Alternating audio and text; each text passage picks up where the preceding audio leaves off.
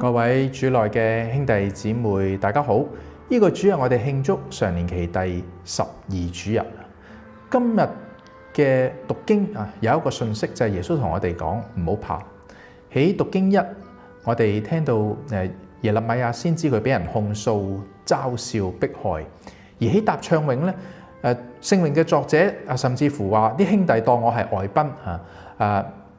媽媽嘅仔當佢咧係一個客人即係好似六親不認咁樣嘅。咁去到福音裏邊咧，耶穌更加直接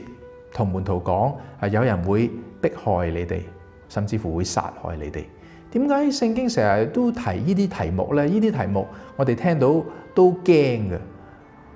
其實正正就係想讓我哋明白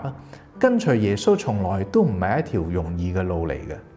從初期教會開始嘅殉道者，去到歷代嘅基督徒都係一樣，就係佢哋為咗證明耶穌嘅說話係真實嘅時候，甚至乎去到最後一個地步咧，犧牲性命都在所不惜嘅。咁但係殉道者天生唔係一個勇敢嘅人嚟嘅，佢同我哋都係一樣都係珍惜生命面對住困難咧會驚嘅。咁但係驚嘅時候咧，都會求天主幫忙嘅喎，好似我哋嘅答唱詠聽到上主喺困厄嘅時候咧會救助我哋。咁所以真正嘅勇氣咧，唔係話我哋要否認我哋係有恐懼，我哋驚，而係喺恐懼當中咧，仍然去相信，去忠於天主。所以今日嘅福音，耶穌嘅說話提醒我哋咧，就係唔好怕嗰啲能夠殺害肉身嘅，而唔能夠殺害靈魂嘅人。世上嘅嘢好多時候都會被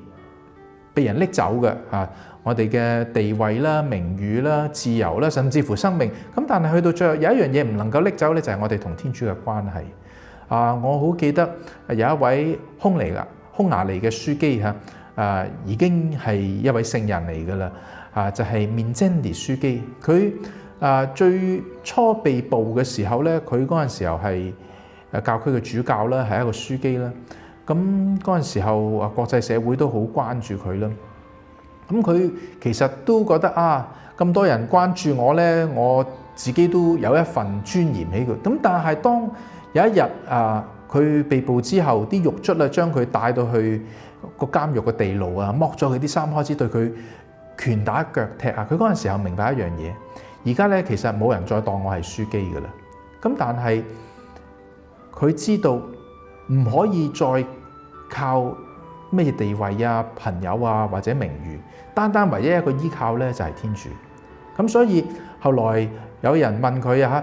真正嘅殉道係乜嘢咧？佢俾咗一個答案，我相信為我哋此時此刻好有意思嘅，就係殉道咧唔係單止係流血而係當一個人佢被剝奪佢嘅保障啦、尊嚴啦、依靠之後咧，仍然選擇去忠於天主。我哋今時今日未必咁幸運有機會做殉道者，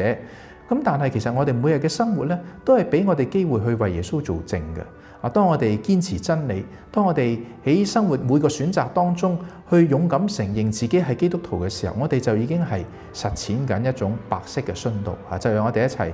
求耶穌俾我哋勇氣，使我哋喺任何嘅環境當中都能夠忠於福音、忠於真理，敢於去承認耶穌基督係我哋生命嘅主。我哋唔使驚，因為天主時常同我哋喺埋一齊。天主保佑。